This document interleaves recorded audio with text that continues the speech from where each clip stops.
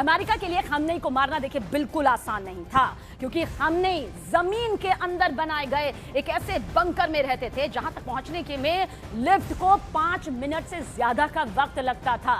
मतलब खामनेई का बंकर जमीन के काफी नीचे मौजूद था और इसी वजह से उन्हें मार गिराना अमेरिका और इजराइल के लिए कोई आसान काम नहीं था।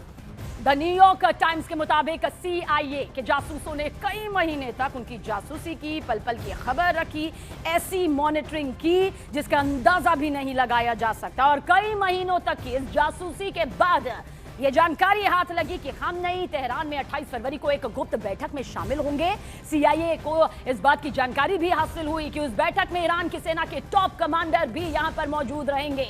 इसके बाद इजरायली फाइटर जेट ने आसमान से 30 से ज्यादा मिसाइलें गिराई थी और फिर खामनेई की मौत को कंफर्म यहां पर किया गया था, जिसे बाद में इजरायली मीडिया के जरिए भी मान लिया गया था।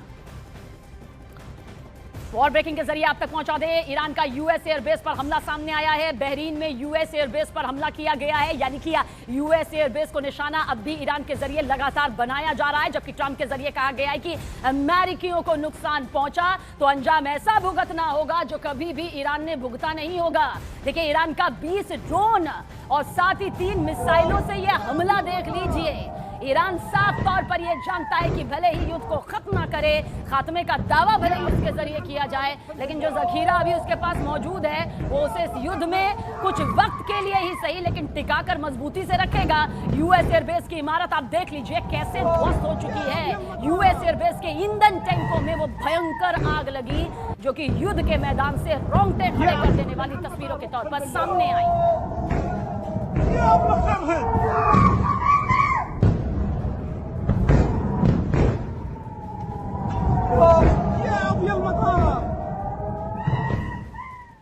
और देखिए, वॉर ब्रेकिंग के जरिए एक और बड़ी खबर आप तक पहुंचाने जा रहे हैं। वॉर ब्रेकिंग इस वक्त आपके सामने, जहां लेबनान पर इजराइल ने एक बार फिर से हमला कर दिया है। दक्षिणी बेरूत का जिक्र कर रहे हैं। दक्षिणी बेरूत में इजराइल का यह हमला, और इसकी वजह साफ है, हिजबुल्लाह के वो ठिकाने जिस पर निशाना साधते हुए इजरायली सेना ने ध्वस्त इन ठिकानों को कर दिया है। देखिए, ये कोई आज या कल की लड़ाई नहीं है, लेकिन इस वक्त युद्ध के संकेत, युद्ध के आसार या युद्ध का माहौल नहीं है, इसे युद्ध ही कहा जाता है। और ये जो युद्ध है उसमें एक बड़ा मौका है इजराइल के लिए कि वो हिजबुल्लाह के हर ठिकाने को चुन चुन कर इसी वक्त ध्वस्त कर दे। और खासतौर से ऐसे वक्त में जब इजराइल की जमीन पर ईरान भी हमले कर रहा है, वो भी लगातार कर रहा है। ऐसे में हिजबुल्लाह के खात्मे के लिए देखिए किस तरह से IDF का ये अटैक यहां पर सामने आ रहा है। और साथ ही इजराइल का ये वो हमला है जिसमें हिजबुल्लाह के ठिकानों को चुन चुन कर पहले उस पर निशाना साधा जा रहा है और फिर ऐसा टारगेट सेट किया जा रहा है कि सिर्फ और सिर्फ तबाही की तस्वीर, चीखती चिल्लाती तस्वीर मौके से निकलकर सामने आ रही है। ये दरअसल दक्षिणी बेरूत है जिसकी तस्वीर इस वक्त आप देख रहे हैं। धुआं धुआं होती है तस्वीर, देखिए काले धुएं का आसमान में छूता ये पूरा मंजर देखिए, ये अपने आप में बेहद बेहद खतरनाक है। और हमारी सहयोगी सपना इस वक्त वॉर जोन में मौजूद है बेहद एक्सक्लूसिव जानकारी के साथ। सपना, ओवर टू यू। तो खामनेई की मौत की इनसाइड स्टोरी क्या है? बंकर में ना छिपने की वजह से खामनेई की जान गई। ईरानी सुरक्षा अधिकारियों के हवाले से यह बड़ी जानकारी मिली। हमले के वक्त बंकर में आयतुल्ला अली खामनेई नहीं थे।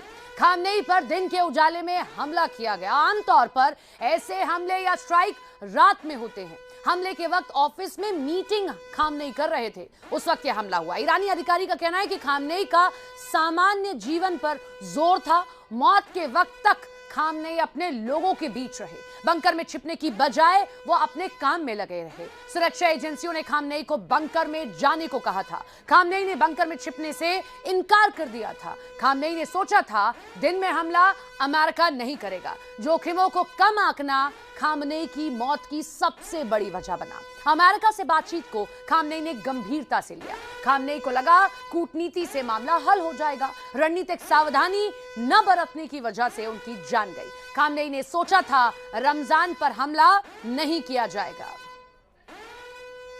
तो क्या खामनेई की मौत की इनसाइड स्टोरी रही है? मेरी सहयोगी सपना शुक्ला के जरिए सामने आई है। लेकिन इजराइल ईरान युद्ध अब और ज्यादा कैसे भयंकर होता नजर आ रहा है। एक तरफ डोनाल्ड ट्रंप हैं जो कि अड़े हुए हैं, दूसरी तरफ ईरान भी पीछे हटने को किसी भी कीमत पर तैयार नहीं है। ऐसे में आगे क्या होगा, ये पूरी दुनिया के जहन में उठता सवाल है जो सभी की बेचैनी को कई गुना बढ़ा रहा है। अमेरिका, इजराइल और ईरान के टकराव की वजह से खाड़ी की चमकदार नगरी दुबई अब युद्ध की तस्वीर में बदलती जा रही है। ईरान ने यूएई के खिलाफ करीब 165 बैलिस्टिक मिसाइल और 541 ड्रोन लॉन्च किए। हालांकि एयर डिफेंस सिस्टम ने इस हमले को नाकाम कर दिया, लेकिन मलबे की जद में दुबई इंटरनेशनल एयरपोर्ट, बुर्ज अल अरब होटल और पाम जुमेरा के पास नागरिक इलाके आ गए। इस हमले में 3 लोगों के मारे जाने का दावा किया गया, जबकि कई लोग घायल हो गए, जबकि सैकड़ों उड़ानें रद्द करनी पड़ी। दुबई जो दुनिया में कारोबार, पर्यटन और निवेश के लिए मशहूर है, वो मिसाइलों के मलबे से उठते धुएं से घिर गया। ये हमला अब सिर्फ किसी देश की सुरक्षा का नहीं, बल्कि रणनीतिक और आर्थिक स्थिरता पर सीधा प्रहार बन गया है। अमेरिका और इजराइल से ईरान का टकराव समुद्री मार्ग तक पहुंच गया।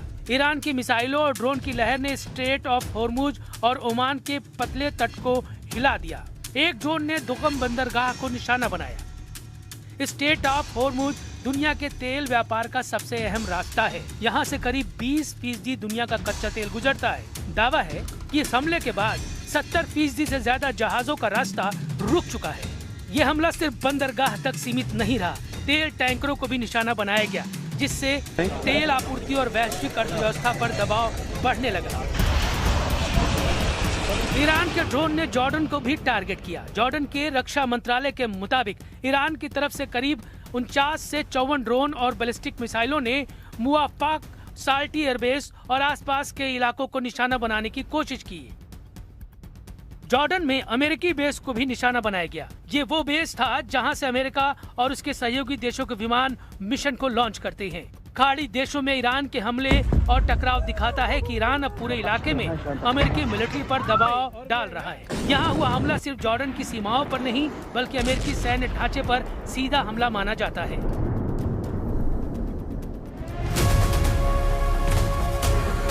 इराक के आसमान में भी ईरान से टकराव की छाप साफ नजर आई। रिपोर्ट के मुताबिक ईरान समर्थित समूहों ने इराक में इंटरनेशनल एयरपोर्ट और अमेरिकी सैन्य ठिकानों को निशाना बनाकर मिसाइल और ड्रोन हमले किए, जिसके बाद अमेरिकी दूतावास और एयरबेस पर सुरक्षा अलर्ट जारी करना पड़ा।